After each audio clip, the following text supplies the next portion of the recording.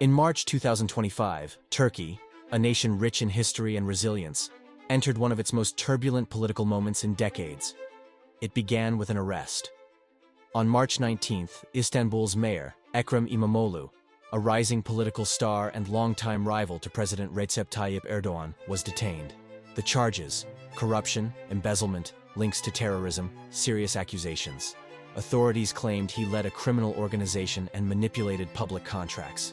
But to millions, this arrest wasn't about justice. It was about power.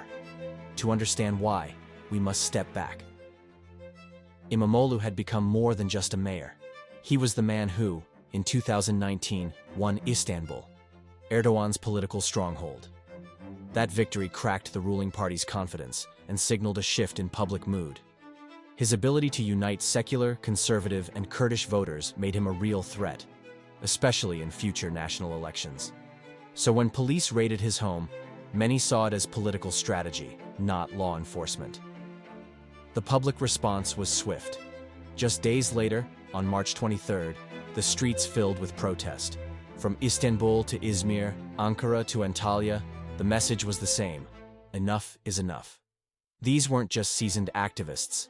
They were students, retirees, workers, mothers, ordinary people taking extraordinary steps. The call was clear: release İmamoğlu, protect democracy, and demand early elections. The opposition parties rallied. Led by the Republican People's Party, the CHP, they pushed for more than protests. They launched coordinated boycotts, urging citizens to avoid businesses tied to Erdoğan's ruling party. Malls emptied. Supermarket chains were left with unsold goods. Across the country, people used their wallets to vote. But the government responded forcefully. President Erdoğan dismissed the protests as street terrorism. He accused opposition leaders of trying to destabilize the nation and warned that economic sabotage would not be tolerated. Thousands of protesters were detained. Riot police flooded the streets. Tear gas, arrests, roadblocks, familiar tools in a country where dissent has long been met with force. At the heart of the unrest lies a deeper conflict. This is not only about one man in prison. It is about a nation asking hard questions about freedom, justice, and the future of its democracy. City halls were barricaded. Protesters held silent vigils. Candlelight flickered in front of government buildings, while music once banned decades ago echoed through narrow alleys. Outside Turkey, concern grew. Human rights groups called the arrest politically motivated. European and US officials urged restraint and transparency. The global media covered the protests, as millions watched a democratic ally in crisis.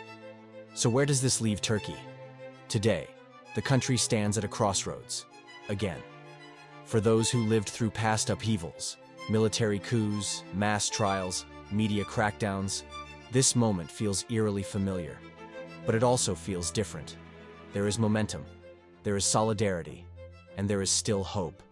Hope that justice can be reclaimed, that leaders can be held accountable, that the people's voice, still loud, still clear, can bring change. This is not just Turkey's story. It's a reminder, to all of us, of how fragile democracy can be and how powerful the people truly are. To follow Turkey's unfolding story, subscribe and stay informed.